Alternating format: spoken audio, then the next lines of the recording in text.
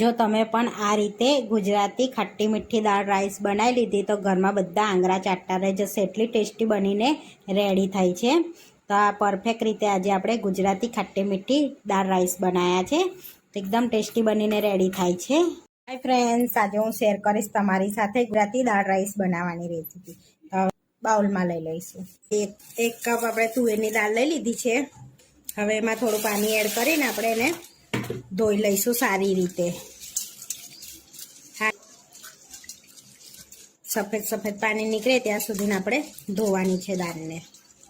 તો અહીંયા 4-5 પાણીએ ધોઈ લીધી છે। હવે આપણે બાફી લેવાની છે દાળને। અહીંયા કુકરમાં દાળ લઈ લઈશું આપણે। એક ઝીણું સમારેલું ટામેટું એડ કરીશું આપણે।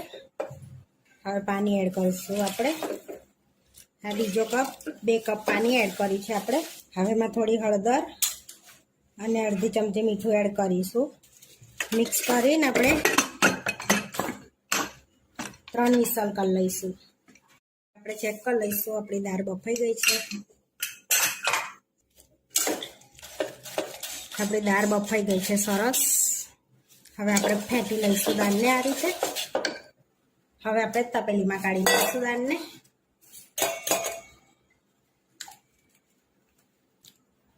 હવે આપણે એમાં અડધો ગ્લાસ પાણી એડ કરીશું।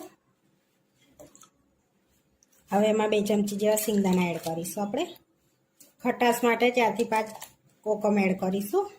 તમારી પાસે કોકમ ના હોય તો તમે લીંબુનો બી ઉપયોગ કરી શકો છો। હવે 2 ચમચી ખાંડ એડ કરીશું। ગોળ એડ કરીએ છીએ એક આટલો બાઉલ આપણે નાનો। હવે આપણે બીજા મસાલા એડ કરીશું। તો સ્વાદ પ્રમાણે મીઠું એડ કરીએ છીએ આપણે। ચપટી હળદર, 1 ચમચી લાલ મરચું, ગરમ મસાલો 1 ચમચી ને 1 ચમચી ધાણા જીરું પાવડર મિક્સ કરી લઈશું આપણે। હવે આપણે એમાં આદુ છીનીશું આટલો ટુકડો છીનીથી।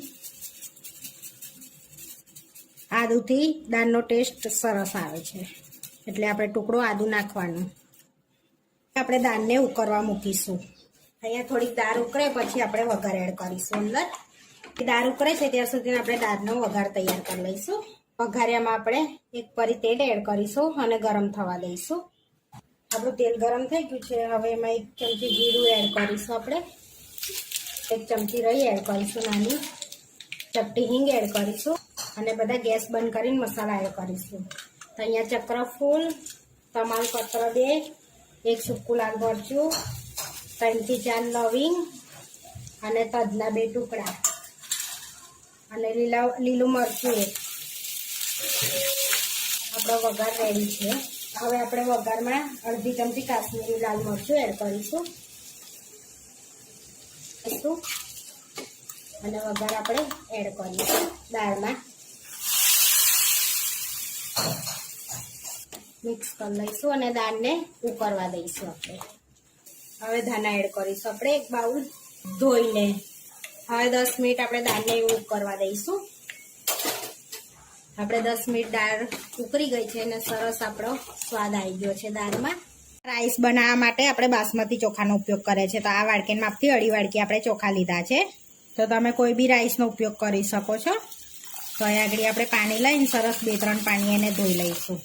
તો હવે આપણે સરસ ધોઈ લેવાના છે ચોખાને, જેથી આ વ્હાઈટ પાણી નીકળી જાય ને ત્યાં સુધી આપણે એને ધોવાના છે। અહીંયા 2-3 પાણી આપણે ચોખાને ધોઈ લીધા છે। હવે આપણે રાઈસ બનાવી લઈશું। તો અહીંયા પાણી ગરમ કરવા મૂક્યું છે અને પાણી ઉકળી ગયું છે। તો હવે આપણે રાઈસ એડ કરી દઈશું। અંદર ચોખા એડ કરી દઈશું આપણે। સ્વાદ પ્રમાણે મીઠું એડ કરી દેવાનું છે અંદર। તો અહીંયા 2 ટેબલ સ્પૂન મેં મીઠું એડ કર્યું છે। હવે આપણે મિક્સ કરી દઈશું અને ધીમા તાપે થવા દઈશું, જેથી સરસ આપણા રાઈસ થઈ જાય છે, ચોખા ચડી પણ જાય। આ રીતે છૂટા આપણે રાઈસ બનાવીએ છીએ ભાત, તો ફટાફટ બનીને રેડી થઈ જાય છે।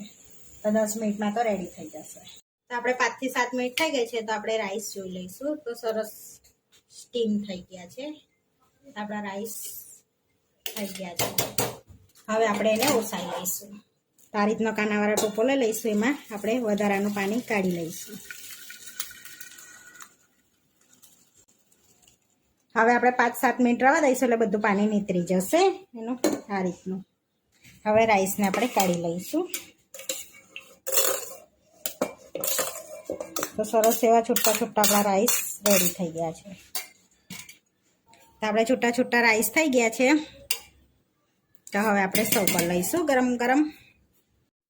તો આપણે ગુજરાતી દાળ રાઈસ બનીને રેડી થઈ ગયા છે. તો હવે સર્વ કરી લઈશું. તો આ રીતે આપણે સર્વ કરીશું એકદમ અલગ રીતે. તો અહીં આગળ આપણે રાઈસ લઈ લઈશું, બાઉલમાં આ રીતે એડ કરી દઈશું અને વચ્ચેથી વાડકી લઈ લઈશું એડ કરી હતી તે. હવે એની અંદર આપણે ગુજરાતી ખાટી મીઠી દાળ એડ કરી દેવાની છે. સરસ એકદમ મસ્ત ટેસ્ટી બની છે દાળ. અને હવે ધાણા એડ કરીશું ગાર્નિશિંગ માટે. અને ગુજરાતીઓને દાળ ભાતમાં ઘી ના હોય તો મજા ના આવે. તો આપણે 1 ટેબલ સ્પૂન ઘી એડ કરી દઈશું. જોડે પાપડ લઈ લઈશું, પાપડ જોડે સર્વ કરીશું. તો આપણા ગુજરાતી દાળ રાઈસ બનીને રેડી થઈ ગયા છે. આ વિડીયો જોવા માટે મારી ચેનલને સબસ્ક્રાઈબ કરો, લાઇક કરો અને શેર કરો. અને તમે જરૂરથી ટ્રાય કરો. ફરી મળીશું નવા વિડીયોમાં. કોમેન્ટ કરીને જરૂરથી જણાવજો કે તમને આ મારી રેસીપી કેવી લાગી.